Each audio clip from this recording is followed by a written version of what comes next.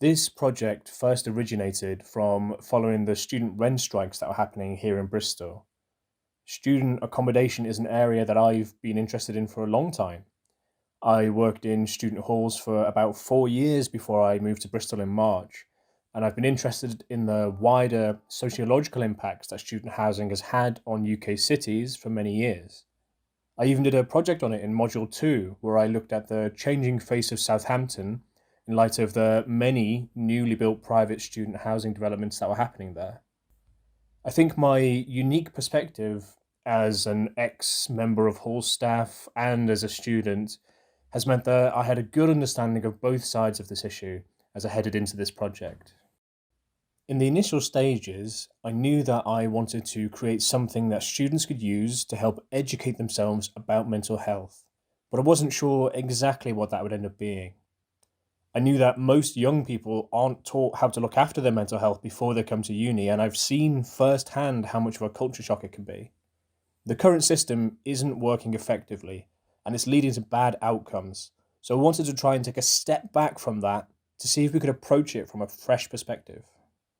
I worked through a series of steps which helped me to refine my ideas until I was able to finally arrive at a direction I thought could work. A physical toolkit that could be given to each new student. I worked with a lot of people throughout this project who've all helped to build it up to where it is now. There were friends who, despite the threat of COVID, came round to help me workshop the packs and to figure out the details of what would be included. There were other friends who helped me by sharing their hall's experiences, which helped me to build accurate user profiles.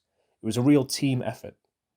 In the end, one of my only regrets was that I wasn't able to get as much feedback as I would have liked. I feel that would have really helped to refine the idea just that bit more than it currently is. I did a lot of research throughout this project, but I really wanted input from clinicians and those working within the field, which in the end I struggled to get. I was fortunate though to get a lot of feedback from my course mates while I was designing the pack, which really helped me to refine the design and I think made it much better. Throughout this process, I've become a strong advocate for the preventative approach to mental health care, as opposed to the more reactive approach that is mostly currently applied. Unfortunately, what I've also learned is that the preventative approach is a much harder thing to sell. Decision makers like to be able to measure how successful their investments have been, which is much harder to do when your aim is to stop problems from occurring in the first place. It's my belief that projects like Mynd can help with this problem though, by providing low risk, easy to control testing grounds for institutions to try out these preventative approaches. I think that trial runs like these, if they're successful, can be used to advocate for further investment in preventative approaches down the line. All in all, I'm proud of the work that I've done this module. The product that I've designed here has been built on solid principles, and I believe with some further refinement, it could become a real, viable, and marketable tool. My hope is to continue working on it over the winter break and to get it to a place where I can submit it to the Creative Conscience Awards in early 2021.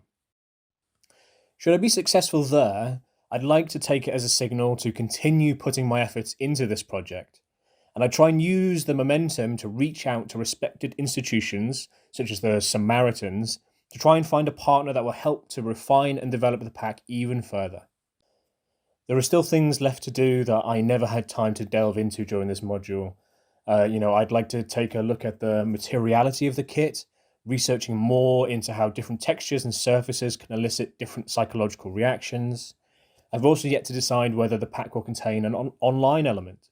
There are lots of pros and cons to consider before going down that route, but I just haven't gone there yet because I don't think that it's necessary for the pack to have that online element before an initial test version of it can go out and be user tested. If appropriate, that stuff can come later.